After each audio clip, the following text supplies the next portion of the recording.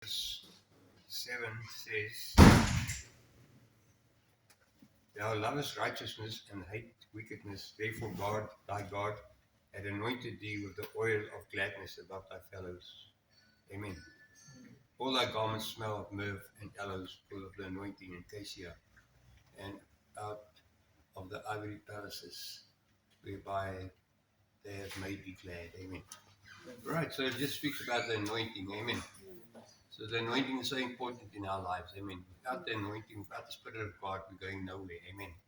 That's what Moses said, unless your presence goes with us, let us not go yonder. In other words, what he's saying, unless your anointing goes with us, let's not go further, because we're going to get into trouble. Amen. So the anointing equals the blessed life. Amen. There's a blessed life that a Christian can experience. It's all connected to the anointing. Amen. Amen. So number one is the anointing makes everybody like you. Amen.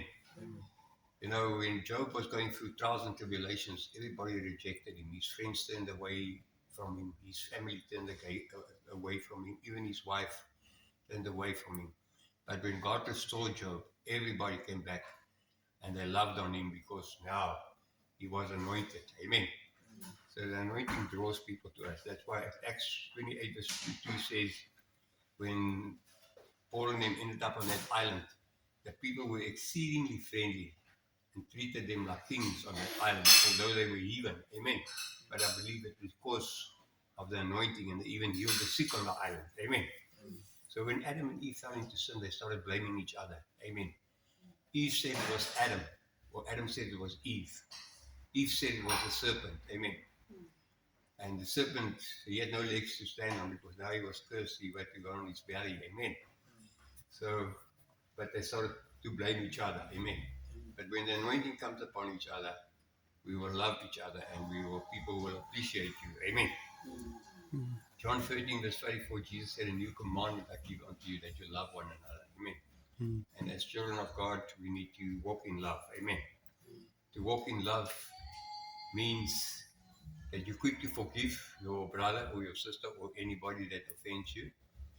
It also means that you love the poor and the destitute.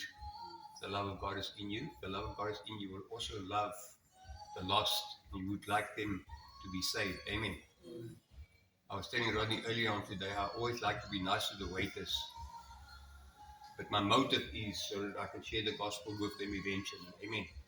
In the beginning, I don't tell them. I give them a nice tip, a nice tip, a nice tip. Like sometimes 50 times, 20 times, 100 times even, I don't say nothing. And then one day I just say, you know what? I want to tell you Jesus loves you. Amen. They get a big shock because they thought, but my motive was to win them by the goodness of God.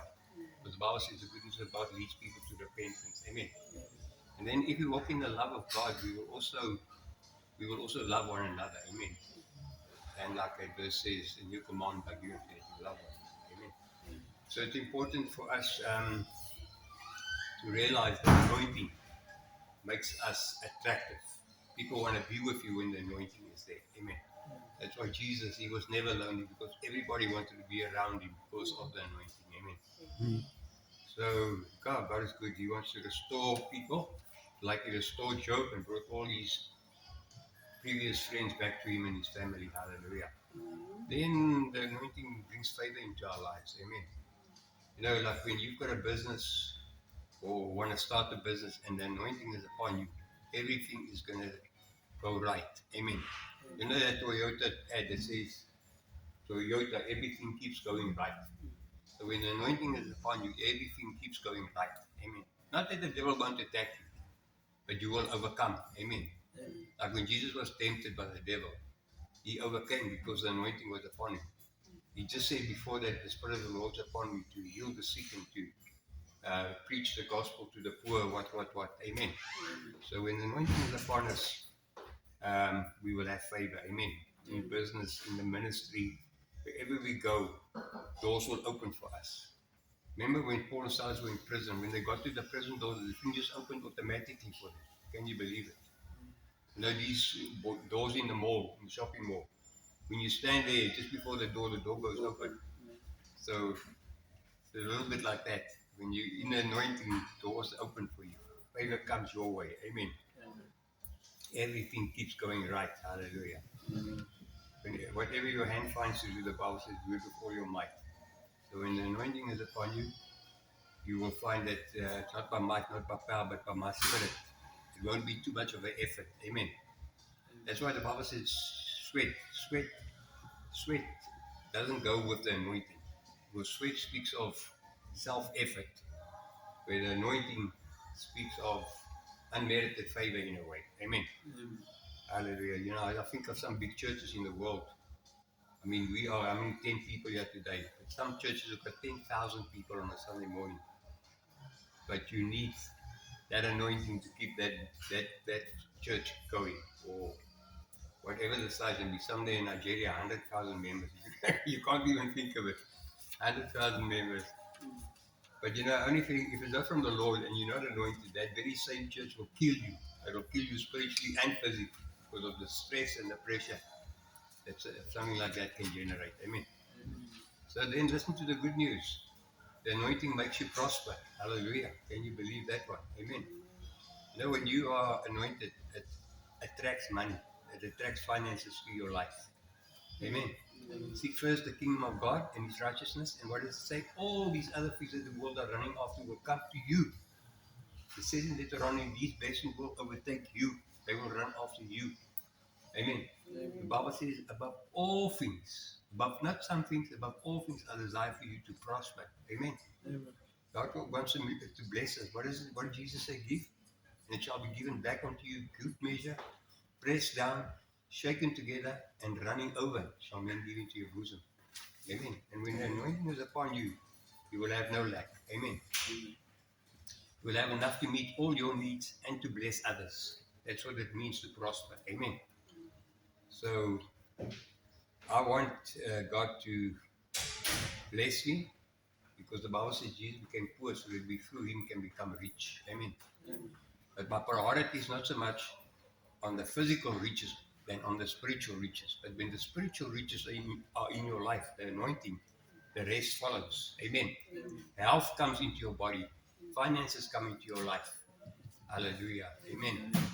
What a blessing. And then 3 John 1 verse 2 says, above all things I desire for you to prosper and be in good health, even as your soul prospers. Amen. Mhm. So God wants to bless us. What a blessing. Paul writes to Corinthians, he says, out of your deep poverty, it welled up into your great generosity. So they went through a season of things that were very tight, but they came to another season where they had abundance. They could be generous to others even. Amen. You know, there's one verse in Corinthians where Paul says, be generous on every occasion. And I think to myself sometimes, generous on every occasion, that's like radical. Amen. You know, when I go to Spar sometimes, when they give me my change, I say to the cashier, keep the change. They almost fall off the chair because nobody ever tells them that. Amen.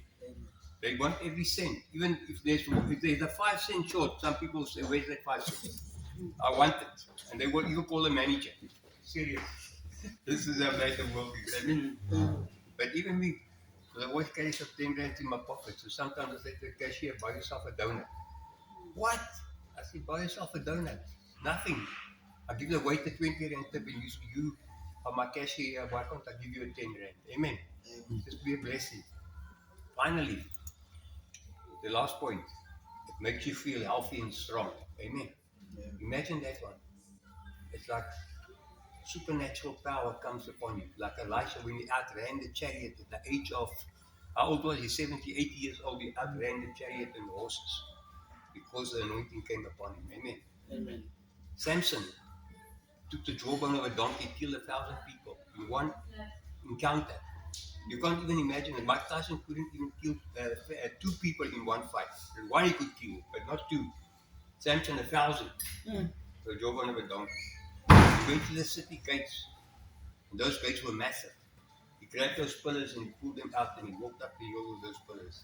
It was like cardboard boxes. Unbelievable. Amen. Because the anointing came upon him. God came upon him. They tied him. They said, well, no, not that. Another time he was walking there, a lion came to him. He grabbed the lion and he ripped him to pieces. Like a little cat. Just kill you. It's unbelievable. Amen. So when that anointing comes upon us, we can expect to feel strong and healthy. Amen. It says in one place your healing will suddenly break forth. Amen. And even now my asthma is still a little bit there, it's getting better every day. But slowly, slowly, slowly.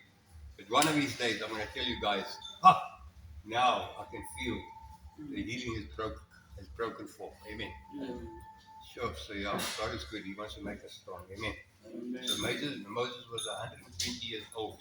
Amen. And it says that at 120, his eyes were still 100% good, and his strength was not abated. Amen. He still had his normal, or not even normal strength, supernatural strength. Amen. Then finally we read about Caleb, also when he was 85 years old.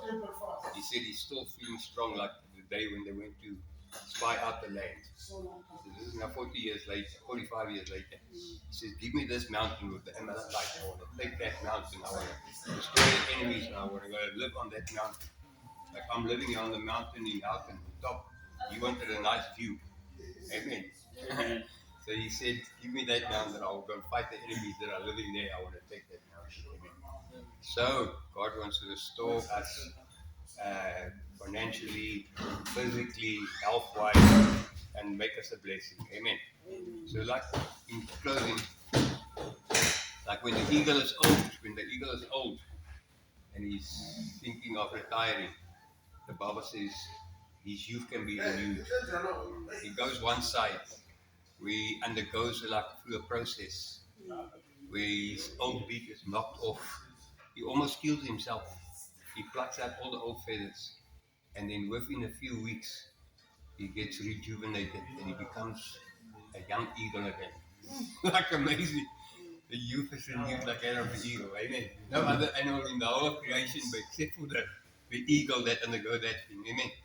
And God wants to renew our youth like the eagle. Can you say amen? Amen. Amen. Because of the anointing. Amen. Amen. So yeah, don't ever give up. The best is yet to come in Jesus' name. Hallelujah. Hallelujah. Amen.